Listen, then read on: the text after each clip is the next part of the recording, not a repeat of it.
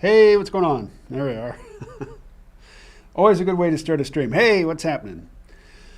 Hey, everybody, what's happening? I've done nothing today. I've been such a useless lump. Sat in my comfy chair most of the day, watching videos about expat life in Cambodia. What's Cambodia got going for it? Well, it's a short, cheap flight from the Philippines, but it's a heck of a lot cheaper.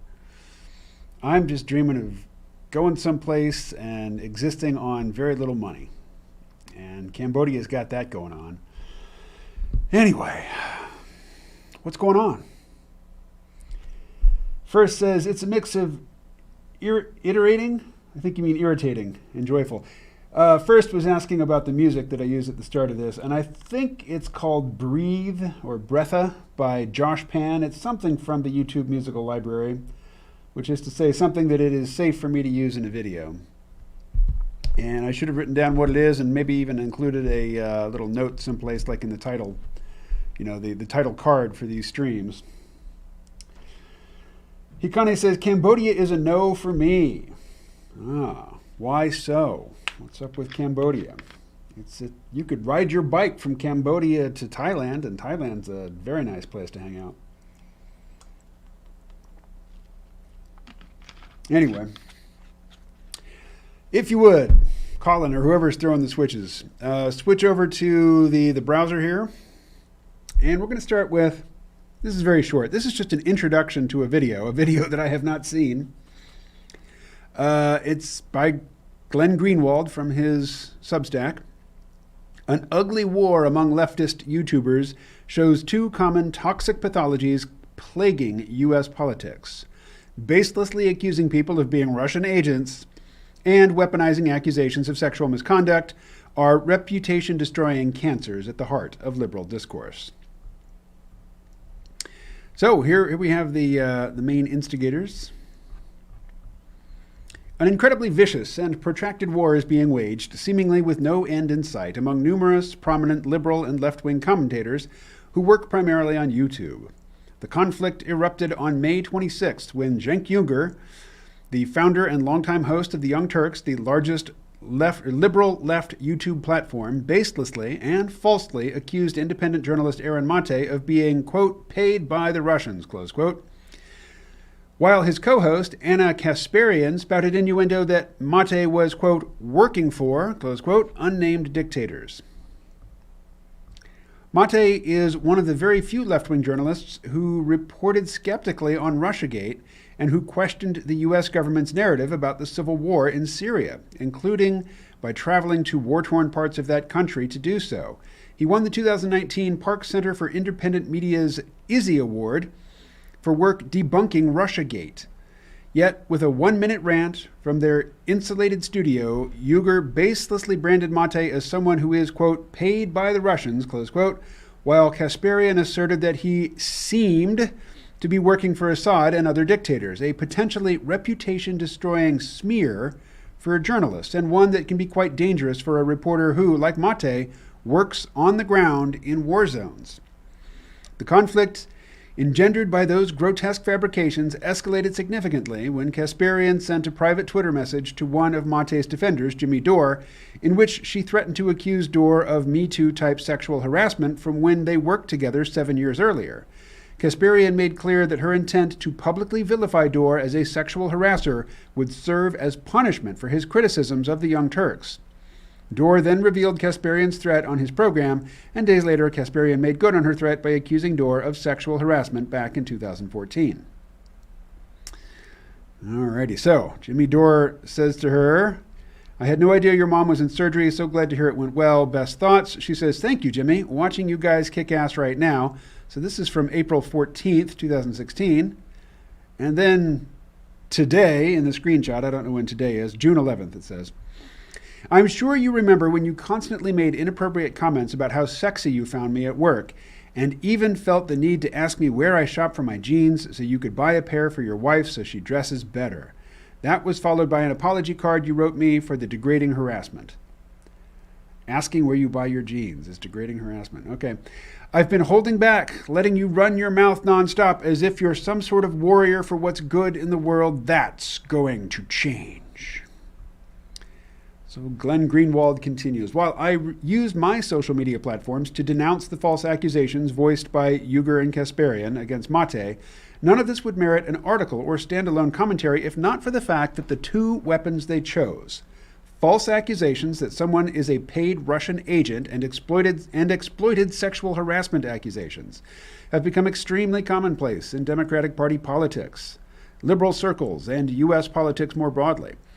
It is long past time, way past time, that these tactics be rejected and scorned by everyone, regardless of ideology or personality preferences.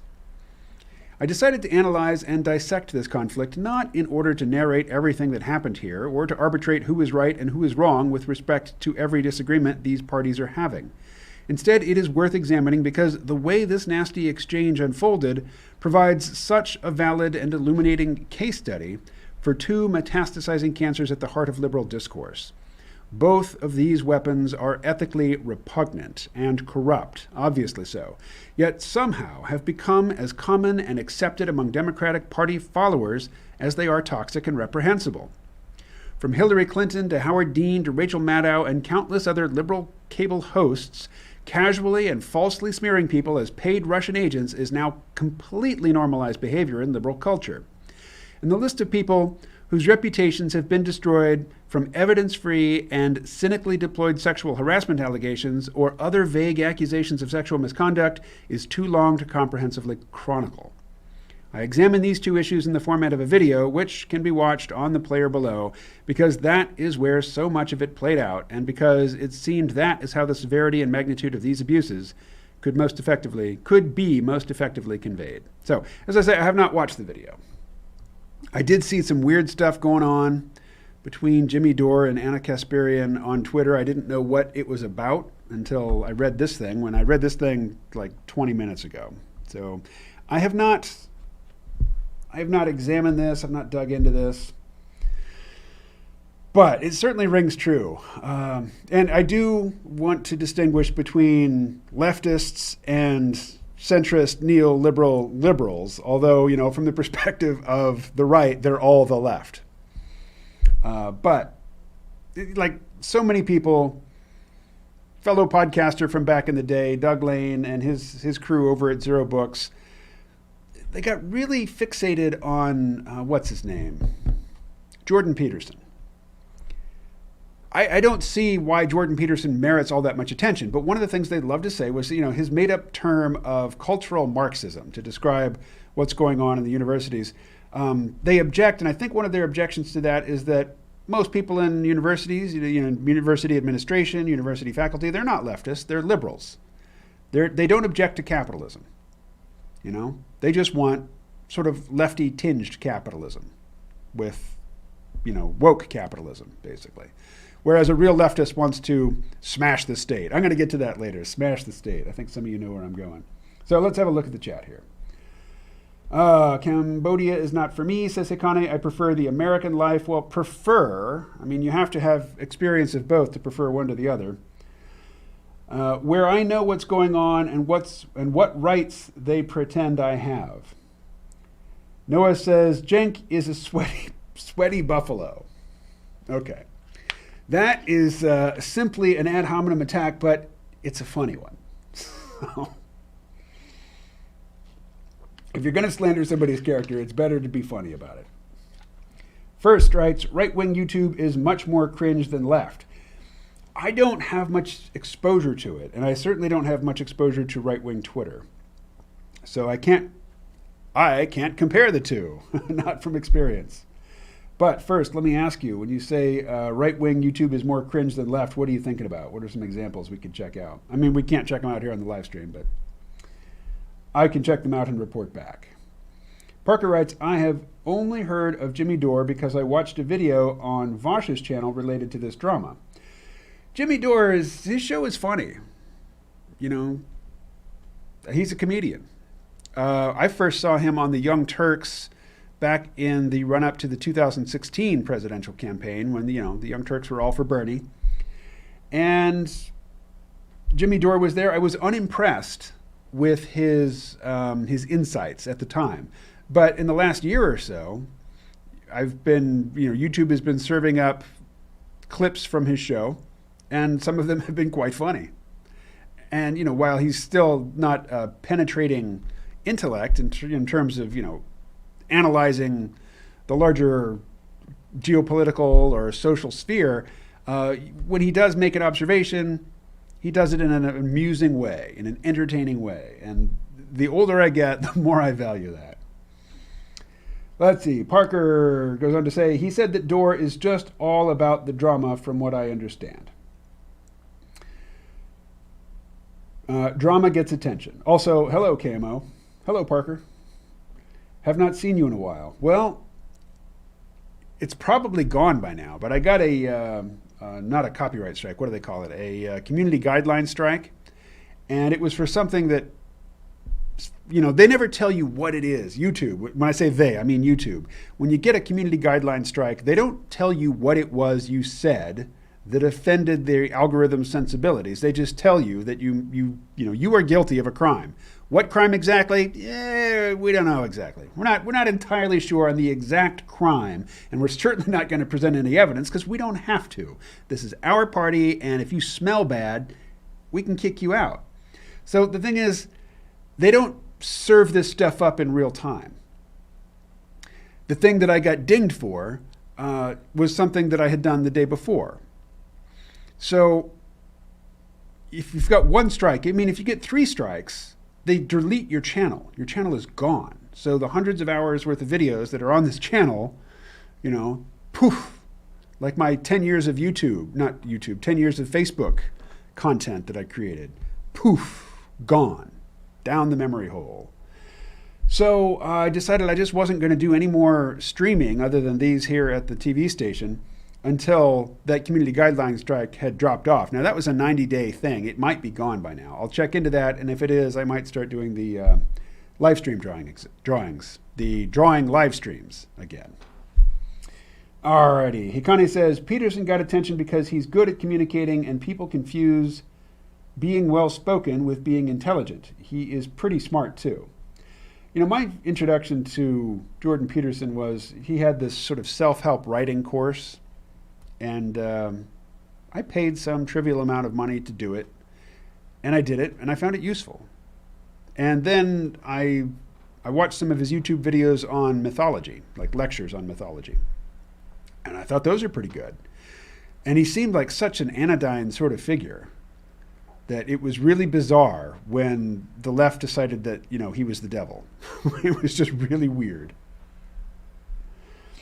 Parker says, I see. I picked up that he was associated with the Young Turks. Yeah, he used to be on their daily, you know,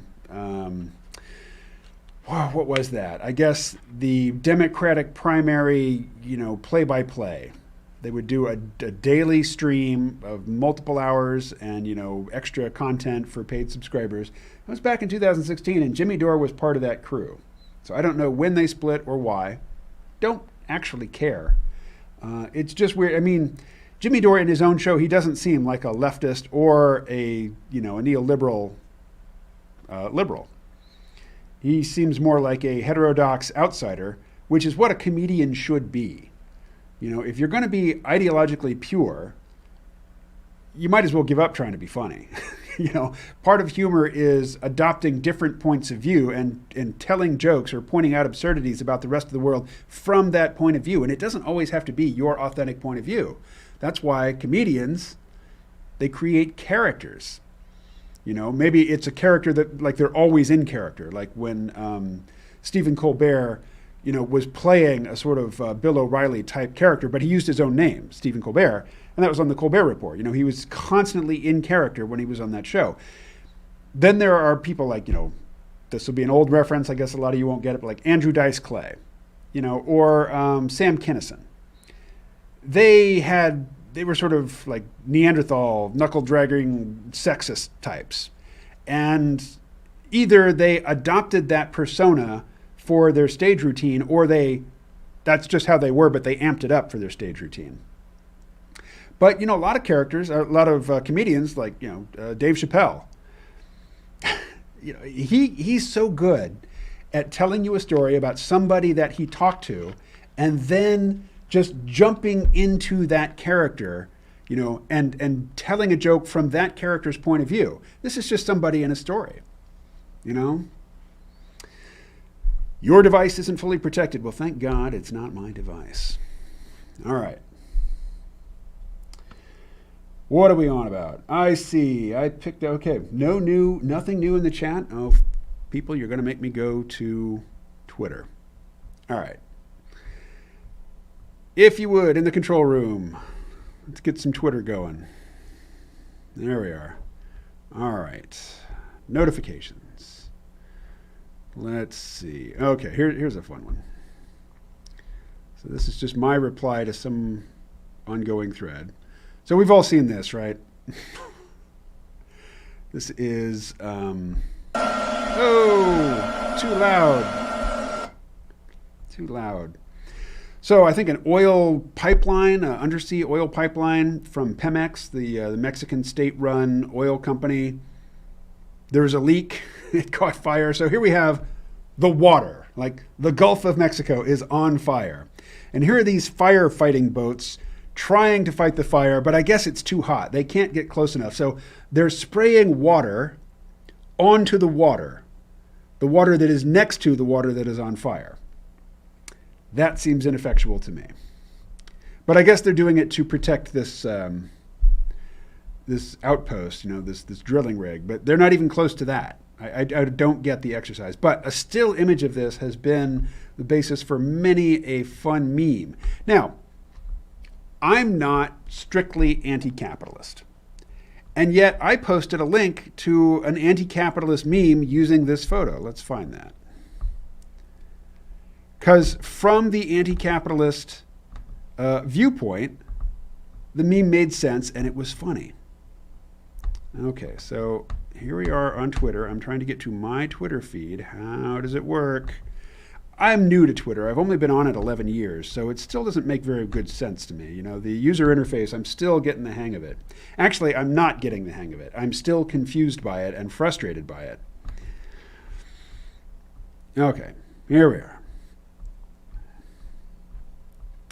Okay, well, we'll start with this one, actually, since it's already presented itself. Check her out. Some of you have seen this already.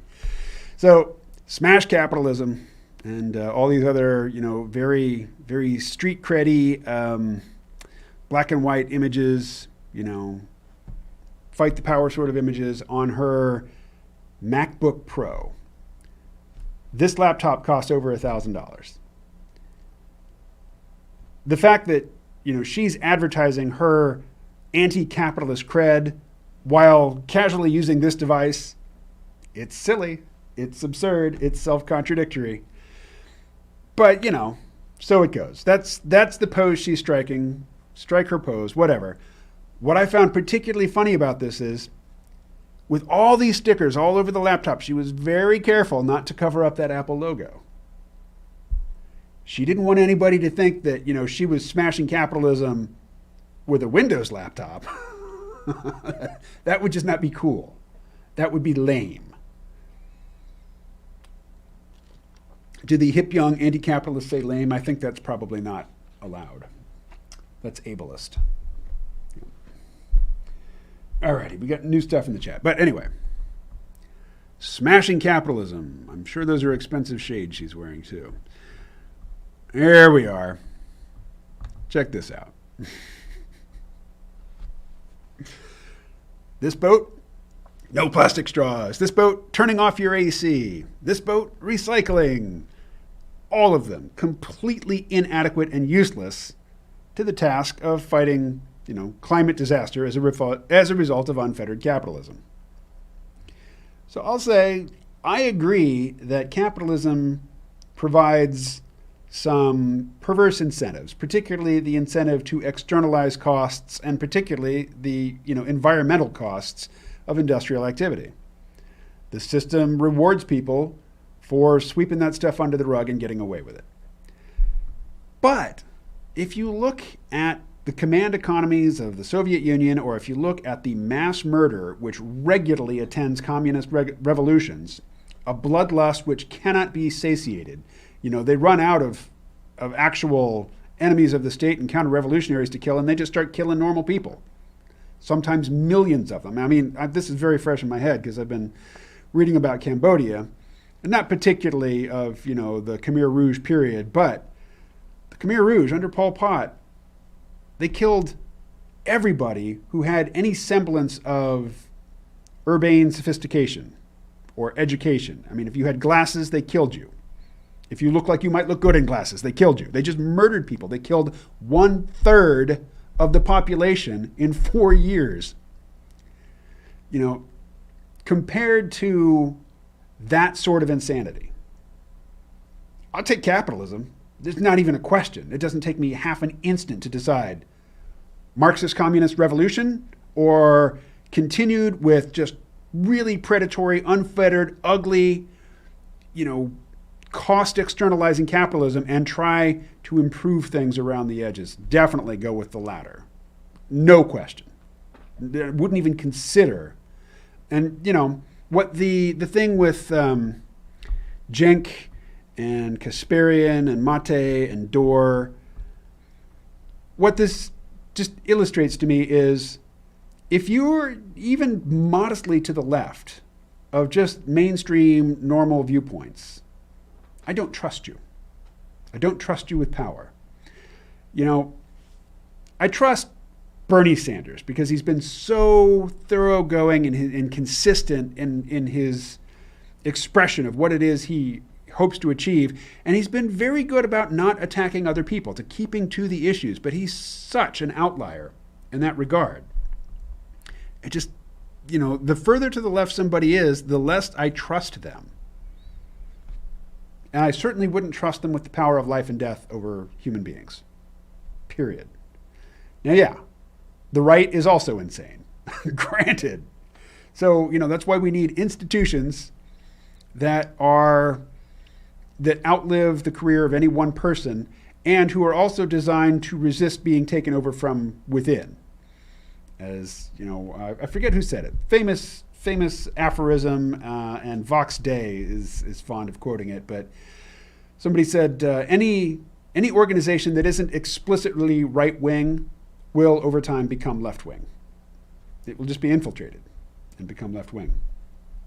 Here's Jason Rizos. Speaking of lefties. It's not. We live in a society. It's not. This is minutes ago, so I'll need more. It's not what. What's not what? Capitalism is about who owns the means of production, not that we are Luddites.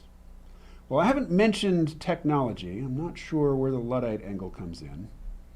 Anyway, you can elaborate on that if you wish. Dryland Fish says, shades of all those times the Catayuga River caught on fire and prompted the creation of the EPA. Yay.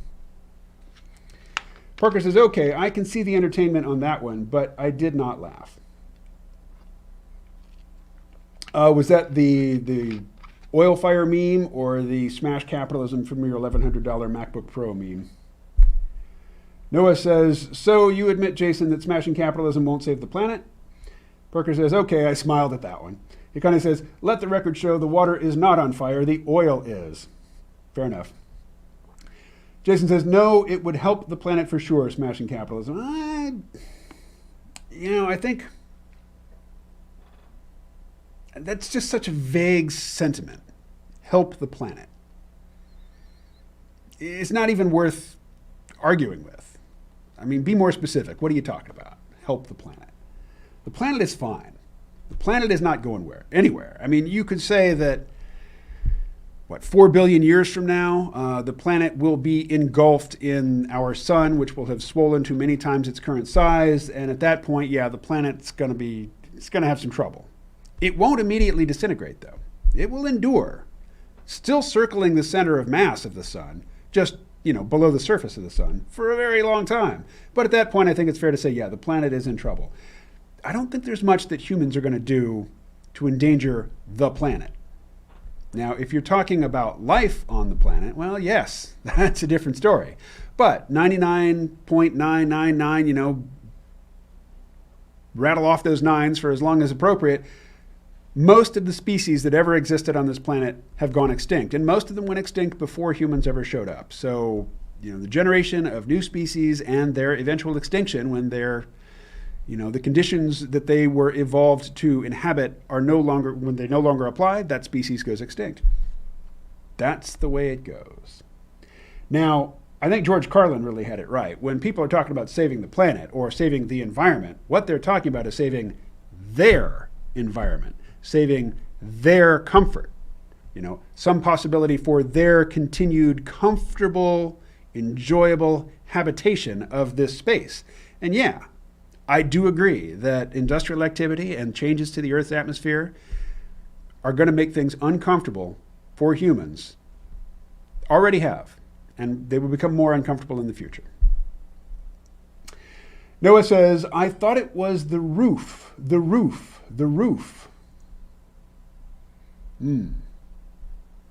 Jason says, FFS, which I believe is for fuck's sake, KMO. The opposite of capitalism is not the Khmer Rouge. What happened to you? So what is the Khmer Rouge? And, show me, you can't, if you're going to advocate for Marxism, you can't say, okay, every single Marxist revolution that has ever occurred and has reliably resulted in mass murder, none of those count. Those weren't really Marxism.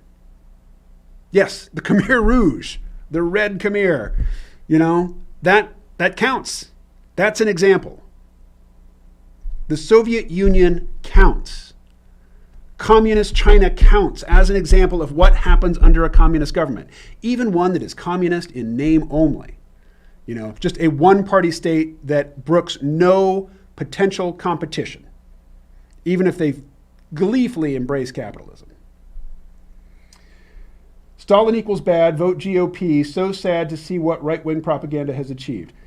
Who said vote GOP besides you, Jason? Just you. You're the only person in this conversation to say vote GOP. Maybe Hikane will chime in the chat and second that, but I certainly didn't say that. Noah says, Jason, stop straw manning. Ha ha, says Jason. The MacBook. Parker says, I wonder if the genocide on East Timor by Indonesia was seen as rightist or leftist. I'm pretty sure that was, what was that, the Suharto government? And that was a right-wing government. It was not supported, not materially, actually it was materially supported by the United States, as I recall. Jimmy Carter was the president. If people don't know what Parker's talking about here, there's an island, it used to be a Dutch colony, I think, called East Timor, and they wanted to be their own country. There was a very mild sort of, civil, it wasn't even civil unrest, it was just demonstrations, and Indonesia rolled in there and just murdered people. They rolled in with the army and they killed people and killed people and killed people and killed people until they ran out of ammunition. And then the Carter administration came in and signed an arms treaty to give them more munitions with which to go and kill the East Timorese. And, that was during the Cold War, where if anybody was remotely anti-capital or anti-communist, we would give them all the material support they needed and overlook all of their atrocities. So I'm sure, that was a right-wing Indonesian government that was perpetrating that. Parker says, that was the MacBook meme. Mushroom Mike says, the planet is fine. George Carlin bit is awesome. Yes, hello to all, Mike, says Mike. Hikane says, genocide associated with non-capitalist government is good for the environment. Good for whose environment? Industrial capitalism is great for rats. It's great for cockroaches. And it's pretty good for humans. I certainly would not agree to going back to, say, 16th century Ireland and living there. My standard of living and my quality of life would both be much diminished. Parker says, the planet, in this context, generally means all the plants and animals that are not humans or related to humans. Right, or, who aren't benefiting from humans. Like, dogs and cats are not related to us, but, they're certainly doing well compared to how they were doing in the pre-human era. Chickens. Most chickens raised under industrial conditions live lives of absolute misery. I certainly would not exchange places with any animal that is raised for slaughter in the industrial system. But their genes are doing great. The genes, if you judge genetic fitness by how many copies of a genotype are running around out in the world, chickens are doing great. Industrial capitalism is great for the chicken genome. But I'm with the PETA people, the people for the ethical treatment of animals. Typically, I find them obnoxious, but they do make the argument that, and this relates to, genetic fitness, and if there are billions of chickens in the world, does that mean that chickens are doing well? No, those billions of chickens live in utter misery. The lottery-winning, karmic lottery-winning chickens are the ones who live in backyard flocks or small farms, the driveway chickens in Central America. Those are the chickens that live pretty cool lives. They get to run around out in the world, eat bugs, and, eventually they get their heads chopped off and their feathers plucked out and they get eaten, but, that's most birds. Most birds die. I mean, all birds die, but most birds die an unpleasant death and they're food for something.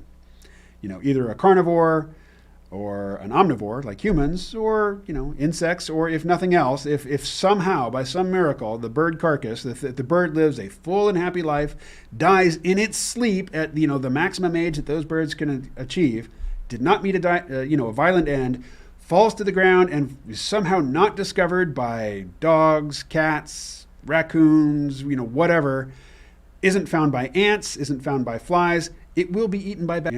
Everything is food for something. What do we got here? Cuba has seemed to be okay for some decades, says Parker. Yeah. In the grand scheme of things, they've settled down. There was some nasty political violence, and I'm not picking sides in the whole Cuba thing. Venezuela, not so much. No, Venezuela's in a bad state. So what you're getting in Venezuela right now, and actually not so much in Venezuela as on the countries that border Venezuela, is lots of Venezuelans streaming out because they can't feed themselves and their kids in their own country. So they're going to Peru, Colombia, Brazil, where, at least like Colombia, at least that's a Spanish-speaking country. It's kind of hard, to flee from Spanish-speaking Venezuela into Portuguese-speaking Brazil. Harder to assimilate. Hikani says, nah, F the GOP. We need a new age, but still conservative way of thinking. New age? I'm sure you don't mean new age in the way that I think of new age. But Noah says, the roof is on fire. Parker says, they chained people in a line and then ran over them with a bulldozer.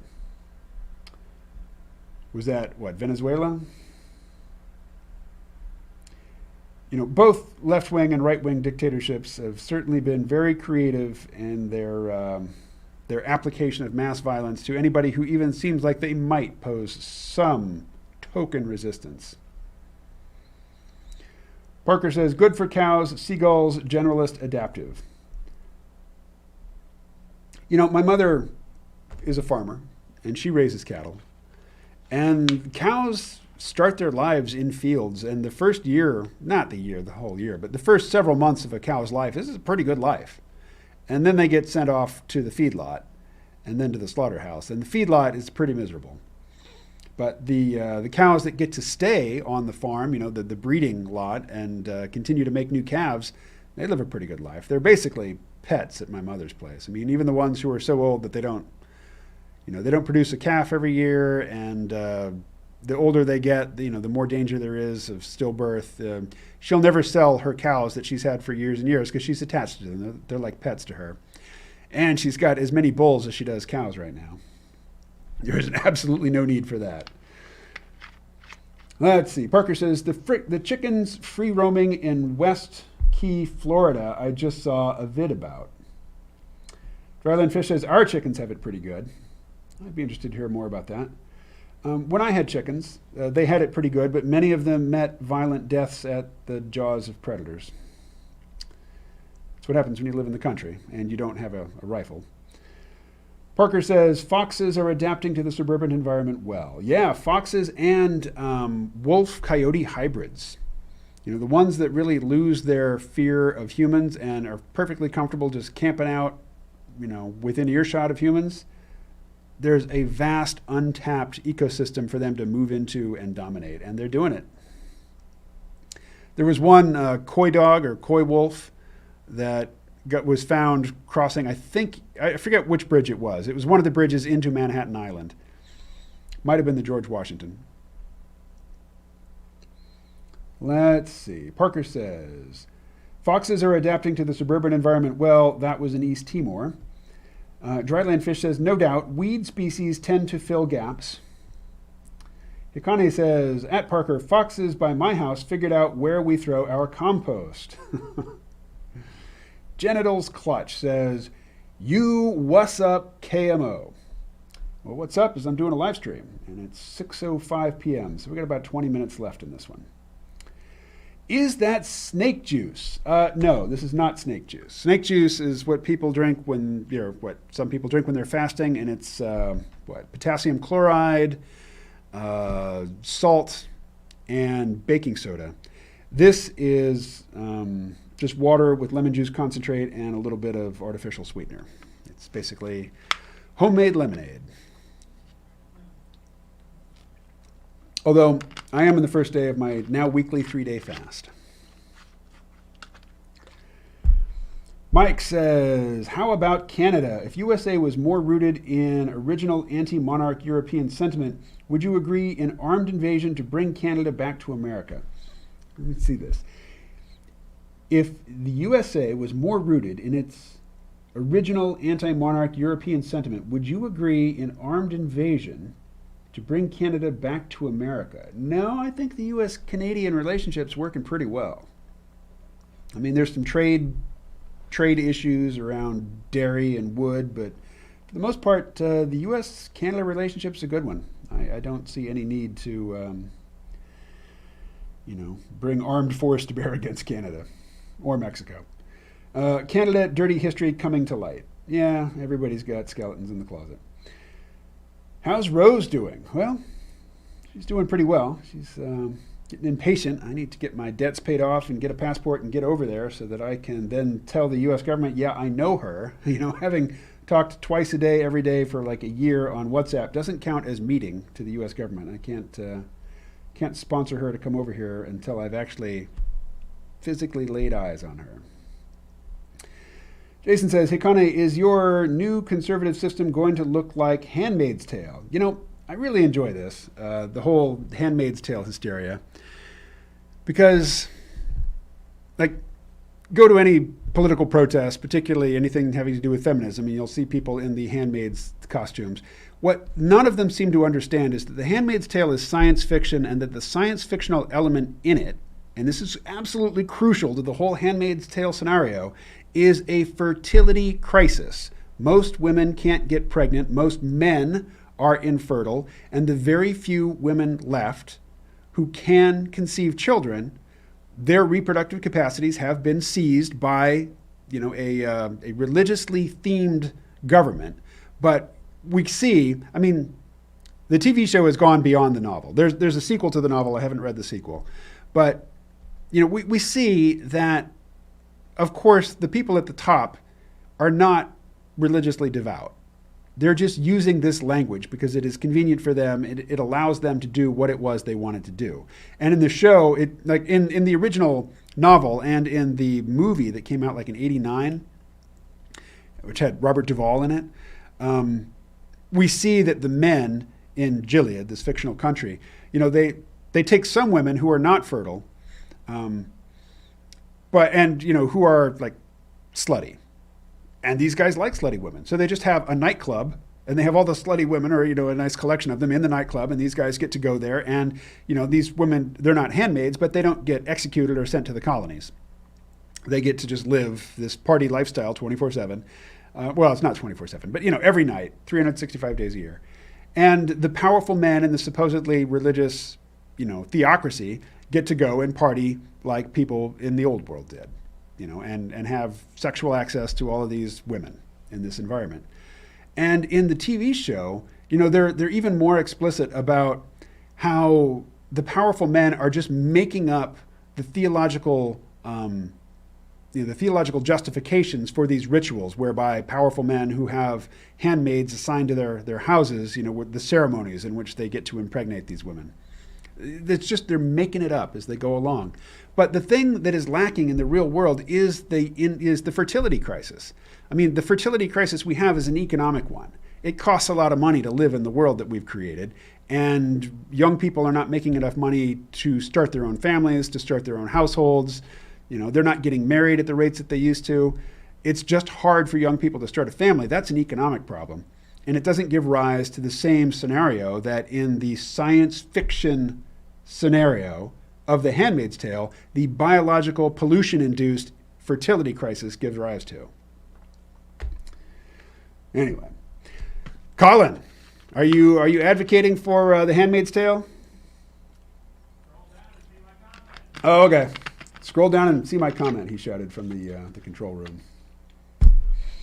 All right. I just read that. Would you want to annex all of Canada or let Quebec be its own country? I don't want to annex any part of Canada, really. I was joking a few weeks ago about, an empire, an American empire. Keep the president, keep all of the elected, keep everything structurally as it is, but have just an out-and-out imperial layer on top of all of that. We'll still have a president, but the president is below the emperor. And, then it would be a voluntary empire. Anybody who wanted to come join the empire could. And I wasn't talking about conquering. So I don't know if that's what's being referenced here. But no, I do not advocate, the forced annexation of any other country into the United States. Canada is part of the British. That is why I said it. Yeah. Parker says, see not all of it. I don't know what that means. That's cryptic. See not all of it. Ikani says, hey, Jason, call me a Russian next. Parker, have you kept up with the TV show? I have not seen the most recent episode of The Handmaid's Tale. I saw the first 2 seasons. I dropped out somewhere after a few season 2 episodes. Yeah, midway through season 2, it kind of got ridiculous. But I stuck with it to the end of the season anyway. But then I wasn't really up for a 3rd season. Alrighty, I'm caught up in the chat. Let's pop back over here to Twitter.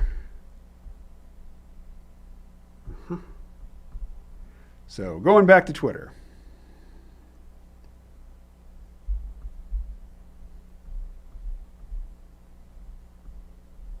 Hey, check this out. Oh, here. So recognize this? These are the Geb characters. There's Steve, Joyce, Derek, VZ's getting covered up by the title down here, and Pix and Marcus in the background. I didn't draw this. Maybe you can tell, maybe you can't. This is not my drawing style. So some other artist did this. Some other artist got paid to do that, and that's cool. I like to see these characters in another artist's style. Let's see. Clubhouse. Right. So we had 2 sessions of the, Real-Time Epistemology Club on Clubhouse. And then I just forgot one day. And then it was like Father's Day, and then there was the 4th of July. I don't know. We haven't had one in a while. It's supposed to be Sunday at 11 a.m. There will be one this coming Sunday at 11 a.m. I will set a reminder. I will be there. So join me on Clubhouse. We can do basically what we're doing now, except all of you can talk as well. I mean, you can talk where you are, but I can't hear you. Let's see. So KMO is saying The Handmaid's Tale isn't a conservative dystopia, but a craven oligarch dystopia. No, The Handmaid's Tale, this is very important. The Handmaid's Tale is a science fiction novel. If you, like Margaret Atwood, don't like the term science fiction, you can say it's a speculative fiction novel in which the author extrapolates what would happen if there was a fertility crisis and most human beings were infertile. What would powerful people do? What justification would they reach for in order to justify the fact that they are going to seize this now very rare and precious resource, which is fertility? It is a science fiction scenario. Now, you can make good social commentary within the context of science fiction. That's why we like science fiction, right? But we don't have a fertility crisis. You can make political points in an alien invasion story. I mean, Independence Day is, from my perspective, famously vacuous and makes no points whatsoever, which I think is why people like it so much. But you can have an alien invasion story in which you make commentary about our civilization, and then you can go show up at political protests dressed as the aliens from that story. But that doesn't, just showing up dressed as an alien isn't any more insightful than showing up dressed as a character from The Handmaid's Tale. The thing that drives the political machinations in that show does not pertain in the world in which we live. So, you can wave your white bonnets and your long red dresses all you want. We don't live in that world. And we're not moving in the direction of living in that world. And if that's your fear, well, good on you. That's, it's like fear of alien invasion. Parker says, technology is a factor of our fertility trends. Technologies of birth control that lets people choose to be sexually active in ways that do not result in more people. Yeah, that's true. I mean, technology certainly plays a role. I would say technology plays a bigger role in creating so much, what's the word I'm looking for? It incentivizes living in cities. The more high-tech our our economy becomes, the more we move away from the mass industrialism of the 20th century and more toward the high-tech, high-skill centric cities being these dynamic forces for the creation of wealth, the more people move into those cities and they have to live, in a very expensive environment. That is what is making it very hard. It's one of the factors anyway, making it very hard for young people to start families. So I think that probably has a bigger impact on fertility than does, actual birth control technology. Because when did the birth control technology come on the scene? Like in the 70s? We had it for decades before we saw the drop off in fertility. So I don't think that the actual birth control methods, including abortion, are what's keeping people from starting families and having babies. I think it is more, it's very expensive to live in the world that we've created, and a lot of the good paying jobs have gone away. First says, for the cringe thing of the right, check out Sean's video on Black Pigeon Speaks, Lauren Southern, etc. Sean's video on, I used to watch Black Pigeon Speaks from time to time, and then YouTube stopped showing it to me. And this just lets me know how much the YouTube algorithm controls my life. It stopped showing it to me, and I didn't even notice until just now. I read this and I realized, damn, I haven't seen a Black Pigeon Speaks video in a year? 2? I don't know. But it went away. It just sort of disappeared from my life based on my, my browsing habits, and I never sought it out. I assume it's still there. I assume I could just type in Black Pigeon Speaks and see. But his videos were also very repetitive. So I think I got the Black Pigeon Speaks message. I don't really need it reinforced for me anymore.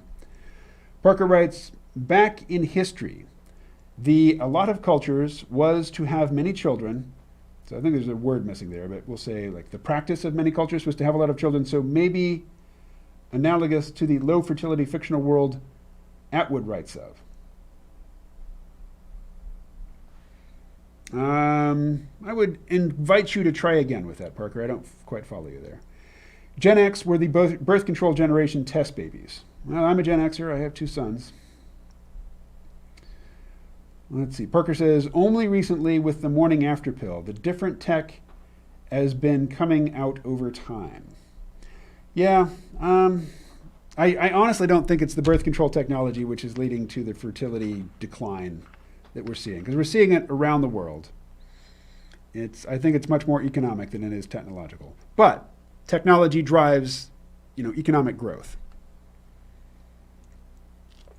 And more importantly, technology drives the economic transitions that have taken us out of the era of, capitalism as a means of mass employment to now post-industrial capitalism, financialized capitalism, where it's largely just a means of acquiring enormous fortunes and, without the need for employing lots of people. First writes, a vast majority of men 18 to 29 in the West are already sexless. Birth control barely a factor. Yeah, and see, they're not sexless because of birth control technology. They're sexless because of economic and social trends. And First can hold court on that for hours at a time, and he does on his own live streams, which are much longer and better attended than mine. Alrighty. It is 6:21 p.m., so I'm going to be wrapping this thing up here in just over 3 minutes. Any final comments or anything you'd like me to comment on in closing? Otherwise, I'll just start signing out of these things that I'm logged into here, like Tweetar. Oh, Tweetar. 11 years and I still don't know how to use you. Let's see. Bo Weingard. Here's a person that I only know from Twitter, and I often like what he says. Not often. I go days at a time without even logging into Twitter, but he's a person that whose tweets I retweet more often than most. He writes, perhaps the best way to remain faithful to the evidence is to refrain from asserting strong opinions about difficult-to-know topics. Once you assert a strong opinion, your identity becomes attached to it, and changing your mind becomes a blow to your status. Obviously, I agree because I retweeted it, but yes. Absolutely. Yes, yes, yes. All righty.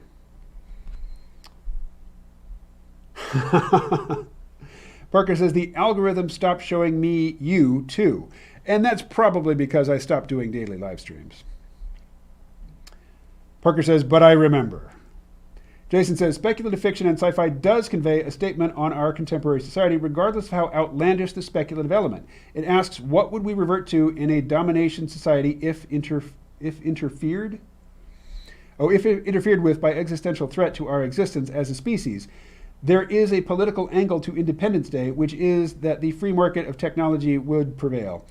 You know, I can't comment on the Independence Day. I would have to go back and rewatch it, and I just didn't like that movie. So I'm in an extreme minority there, I realize, but I don't care to revisit it. Point being, the specific threat that you invoke for your story is going to have consequences on how the story unfolds. And the story, you know, the specific existential external threat in The Handmaid's Tale, biological infertility, is not at play in our world. Time for KMO to change his mind on libertarianism. You mean change back to it? Anyway, next stream, I'll talk about why I'm not a libertarian anymore. All right, let's wrap this thing up. I'm out. I'll talk to you all again soon.